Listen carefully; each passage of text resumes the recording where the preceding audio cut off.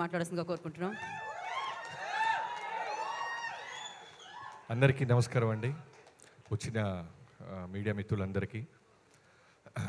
జనరల్గా ఒక cinema release అయిన తర్వాత ఎవరైనా పిలిస్తే వేణు పిలవంగానే వెంటనే రావాలనిపించింది. వచ్చి మనం ఏం మాట్లాడతామంటే సినిమా చూడండి, అలా ఉంది ఇలా ఉంది రెవెన్యూ అని. కానీ వీళ్ళ కన్నీళ్ళు, వీళ్ళ ఆనందం, వీళ్ళ ఎమోషన్ అది సరిపోద్ది సమాధానం. అంటే నేను తీసిన సినిమాకి ఎమోషన్ అవటం ఓకే, బట్ ఎక్కడో ఉన్న మట్టిలో మాణిక్యం అంటున్న మనోడు బోసు ఇంత మంచి సినిమా తీస్తే ప్రతి ఒక్కళ్ళు ఎమోషన్ ఫీల్ అవుతున్నారు. చాలా రేర్గా కుదిరిద్ది ఇది. అంటే అసిస్టెంట్ డైరెక్టర్ల దగ్గర నుంచి లిరిక్ రైటర్లు, యాక్టర్సు, ప్రొడ్యూసర్సు, డిస్ట్రిబ్యూట్ చేసిన వాళ్ళు అందరూ ఎమోషన్ అవుతున్నారు. చాలా రేర్ మూమెంట్. చాలా చాలా ఫ్యూ ఫిల్మ్స్కి ఇలాంటి వైబ్రేషన్స్ కుదురుతాయి. బోసు బోసు అనగానే నోసు పగిలిపోద్ది అంటాడు ముఠా మేస్లో చిరంజీవి గారి పేరు బోసు. అలా మనోడు బాక్సులు బద్దలు కొడుతున్నాడు, నోసులు కాదు. నువ్వు అమీర్పేటలో నిక్కరనగానే నిజంగా నీ కాన్ఫిడెన్స్కి నాకు యాజ్ ఎ డైరెక్టర్గా వణుకు పుట్టింది తమ్ముడు. నేను అందుకే సినిమా సక్సెస్ అవ్వగానే నేను ఫస్ట్ వేణుకి నీకు కాల్ చేశా. నువ్వు సూటు కాదు, లుంగి కట్టుకో, ఏమైనా కట్టుకో. నీలో ఎంత హానెస్టీ ఉందంటే నిజంగా ఒక ఆర్ నారాయణ మూర్తి గారిని చూసినప్పుడు ఒక ఒరిజినాలిటీ ఉంటుంది చూసారా, అలా అంత హానెస్ట్గా ఉన్నాడు మనోడు. అంటే ఎక్కడ ఫేక్ లేదు, ఎక్కడ పిఆర్ స్కిల్స్ లేవు. ఎవరు మాట్లాడుతున్నా సరే విజిల్స్ వేసేస్తున్నాడు. ఆ ఢిల్లీ హీరో మాట్లాడుతున్నా విజిల్ వేస్తున్నాడు, చైతన్య గారు మాట్లాడుతున్నా విజిల్స్ వేస్తున్నాడు. తను డైరెక్టర్ అనే విషయాన్ని మర్చిపోయి అంత ఎంజాయ్ చేస్తున్నాడు. నీకు సక్సెస్ ఎందుకు రాదు తమ్ముడు? బోసు బాక్సులు బద్దలు కొడతానే ఉండు. We love you so much. Venu, thanks for calling మీ. ఇక్కడికి రాగానే జనరల్గా నేను ఒక అరగంట ఉంటుంది అని చెప్పారు వేణు. నాకు వేణు చాలా ఇష్టం, అన్న అన్న అంటుంటాడు. సో రాగానే ఫస్ట్ నా రాంబాయికి మెసేజ్ చేశాను. మా ఇంట్లో ఫంక్షన్ ఉంది, రాంబాయి నేను రాలేను, చాలా ఎమోషనల్గా జరుగుతుంది, నన్ను క్షమించు. ఈ ఫ్యామిలీ ఫంక్షన్ ఇది ఇంకో ఫ్యామిలీ ఫంక్షన్లో నేను ఫ్యామిలీ పార్ట్ అయిపోయానని చెప్పాను. రిప్లై రాలేదు. రాంబాయ్ అర్థం చేసుకో.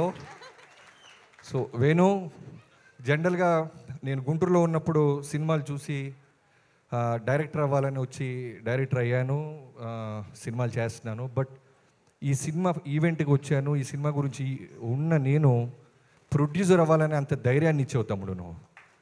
ఫస్ట్ టైం అంటే వేణు, ఈటీవీ విన్ వీళ్ళందరూ కలిసి ఇంత మంచి రాజు వెట్స్ రాంబాయి అనే సినిమా రావటం అంటే మౌత్ పబ్లిసిటీతో స్టార్స్ అక్కర్లేదు, కంటెంట్ ఎమోషన్ ఉంటే చాలు, విజృంభిస్తే రెవెన్యూ అని ప్రూవ్ చేశారు చూసారా. So first of all thank you Venu for giving బోసు and ETV Win. Nithin brother, చాలా రోజుల నుంచి చూస్తున్నాను మిమ్మల్ని. మీరు ఎక్కడ స్టేజ్ ఎక్కినా సరే సక్సెస్ మీట్లోనే కనిపిస్తున్నారు. సో నీలో ఇందాక స్పీచ్లో మంచి రైటర్ కూడా ఉన్నారు తమ్ముడు. సో మీలాంటి వాళ్ళని గుర్తించిన బాపినాయుడు గారికి, రామోజీ లాంటి ఫిల్మ్స్ సంస్థకి చాలా థ్యాంక్స్. అండ్ సాయి నీ పార్ట్నర్, మీ అందరికీ. అండ్ మ్యూజిక్ డైరెక్టర్, ఇందాక అక్కడి నుంచి మొదలైంది నాకు ఎమోషన్, కన్నీళ్ళు. మనోడు నిజంగా వాళ్ళ అమ్మ నాన్న ఫొటోస్ వేసినప్పుడు నేను కూర్చోలేను, లేకపోతే వెంటనే నిలబడ్డాను. నిజంగానే మన పేరెంట్స్, నాకు మా మదరు ఫాదరు, నా ఫాదర్ ఉండేవాళ్ళు వాల్తేరు వేరే దాకా, బట్ మా మదరు నేను రైటర్గా సోలో కార్డు లేనప్పుడే కాలం చేశారు. అప్పటి నుంచి నాకు ఆ వెలితి, ఆ పెయిన్, ఆ బాధ తెలుసు. సో నువ్వు ఆ విజువల్ ఏంగానే అనిపించింది. నిజంగానే తల్లిదండ్రులు మర్చిపోనోడు ఎవ్వడూ కూడా జీవితంలో గొప్పోళ్ళే అయి ఉంటారు.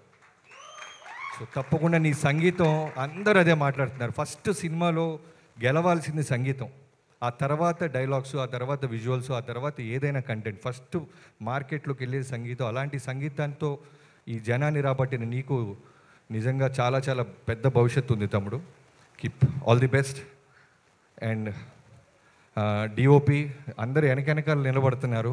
ఇంత మంచి సక్సెస్ ఇచ్చి మీరు ముందుకెళ్ళి ఇంకా చాలామంది జనాల్లో కనపడాలి. Great job. And Vamsi Nandipati garu, మొన్నే నేను ఈ సినిమా రిజల్ట్ తెలియకుండా ఫోన్ చేశాను. సార్ వంశీ గారు రాజా చేయి వేస్తే అన్నట్టు మీరేంటి సార్ ఎడిట్ రూమ్లో నుంచే సినిమాని జడ్జి చేస్తున్నారు అని. వేణు, ఇందాక నువ్వు ఒక మాట అన్నావు, ఈ సినిమా చూసి ఎవరో ఒక నలుగురు వచ్చి సగంలో నుంచి నడుచుకుంటూ వెళ్ళిపోయారని నాకు ఒక మూమెంట్ అనిపించింది, ఒక మూమెంట్ గుర్తొచ్చింది. ఫైట్ క్లబ్ అని 1999లో బ్రాడ్ పిట్తో సినిమా వచ్చింది. ఆ సినిమా రాగానే చాలామంది పెద్ద పెద్ద మీడియా సంస్థలు సినిమా బాగాలేదు, డిజాస్టర్, వర్స్ట్ ఫిల్మ్, ఇలాంటి సినిమా అసలు రాకూడదు అని రాశారంట. ఓ 1-2 ఇయర్స్ తర్వాత ఆస్కార్ వచ్చిన తర్వాత బ్రాడ్ పిట్ డైరెక్టర్ అందరూ కలిసి స్టేజ్ మీద ఆ 4 సంస్థలకి థ్యాంక్స్ చెప్పినాయి. చదివి మరి మీ జడ్జిమెంట్ ఇది ఆస్కార్ దాకా వచ్చింది, one of the cult film అయింది అమెరికాలో అని. సో అలా అనిపించింది. వాళ్ళ పేర్లు అయితే చెప్పొద్దు పాపం, లెట్ దెమ్ గో. బట్ మీ జడ్జిమెంటే ఆడియన్స్ జడ్జిమెంట్ అయింది. సో శివాజీ గారికి ఇందాక అదే చెప్తున్నాను, ఆ ఫాదర్ క్యారెక్టర్ చేసిన శివాజీ గారికి మన సముద్రంలో శ్రీహరి గారిని చంపేటప్పుడు ఒక క్లోజప్ ఉంటుంది. నేను డైరెక్టర్ అయిన తర్వాత చాలా కొన్ని సినిమాలు మళ్ళీ మనం చూస్తుంటాం. సో ఆ క్లోజప్లో ఒక సీనియర్ యాక్టర్ని శ్రీహరి గారిని చంపేస్తున్న ఒక కింద ఉన్న పోలీస్ ఆఫీసర్గా ఆయన భయాన్ని, క్షమించండి సార్ తప్పట్లేదు అనేదాన్ని, ఆ రెండు ఆయన చూపించిన క్లోజప్ నాకు ఎప్పటికీ బ్రెయిన్లో ఉండిపోయింది. ఇందాక ఆయన స్టేజ్ ఎక్కితే అదే కనిపించింది. అలానే అనిత గారు, మీ అందరూ ఎమోషన్గా ఉన్నారు. అందుకే మా రాంబాయికి మెసేజ్ చేశా, అయితే ఇంట్లో తర్వాత చూద్దాం లొల్లి అని. సో ఇంకెవరైనా మర్చిపోతే క్షమించండి. మిగతా ఆర్టిస్టులు అందరూ తర్వాత మేజర్గా అఖిల్, మీ అమ్మా నాన్న కానిస్టేబుల్, ఇందాక కోనా గారు అన్నట్టు కానిస్టేబుల్ కొడుకు మెగాస్టార్ పవర్ స్టార్ అయినట్టు ఎవరి అబ్బా సొత్తు కాదు, టాలెంట్ ఉంటే సరిపోద్ది. సో ఫోకస్డ్గా ఉంటే సరిపోద్ది. సక్సెస్ ఖచ్చితంగా ఏదో రోజు మనం వెతుక్కుంటూ వస్తానికి అఖిల్ కూడా వన్ ఆఫ్ ద రీజన్గా నిలబడ్డాడు. అండ్ రాంబాయి, నువ్వు భవిష్యత్తులో ఎన్ని సినిమాలు చేసినా రాంబాయి అంటే నువ్వే గుర్తొస్తావు అమ్మా. గ్రేట్ సావిత్రి గారితో నేను పోలుస్తున్నారంటే చిన్న విషయం కాదు. నిజంగానే టీజర్ చూసినప్పుడు, ట్రైలర్ చూసినప్పుడు ఎంత బాగా అనిపించిందంటే ఆ అమ్మాయి చాలా హానెస్టీగా ఉంది. ఈ 2 పాత్రలు నిజంగా ఆ ఒరిజినల్ లవ్ స్టోరీ ఉన్న క్యారెక్టర్లు వెతుక్కొని మీ ఇద్దరి దగ్గరికి వచ్చి అనిపించింది. So I wish you all the best. ఆగన్నా.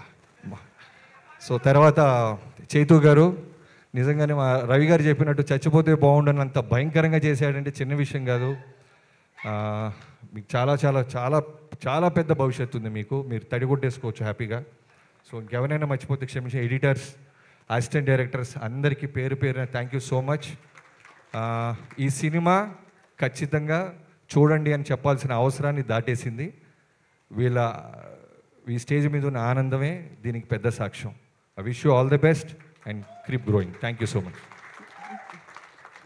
అందరికీ మర్చిపోయింది క్షమించు. ఫైనల్గా తమ్ముడు, నువ్వు పాటలు రాసినట్లేదు, యుద్ధం చేసినట్టుంది ఇందాక.